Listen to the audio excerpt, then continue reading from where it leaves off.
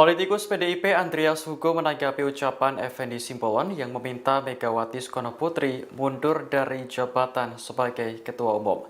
Menurut Andreas, apa yang disampaikan Effendi hanya untuk mencari panggung politik. Dilansir Tribunnews pada Kamis 9 Januari, Andreas mempertanyakan kapasitas Effendi yang meminta Megawati mundur sebagai ketum PDIP. Ia menilai Effendi tidak memiliki legitimasi terkait hal tersebut. Apalagi Effendi Simbolon juga sudah dipecat dari PDIP karena mendukung Ridwan Kamil Suswono di Pilkada Jakarta 2024. Sebelumnya, Effendi mengatakan bahwa Megawati seharusnya mundur sebagai bentuk pertanggungjawaban atas kasus yang menjerat Sekjen PDIP Hasto Kristianto.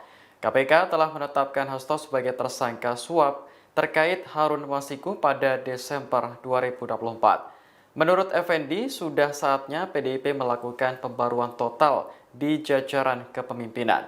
Ia mengusulkan agar posisi ketua umum dan jabatan strategis lainnya direstrukturisasi.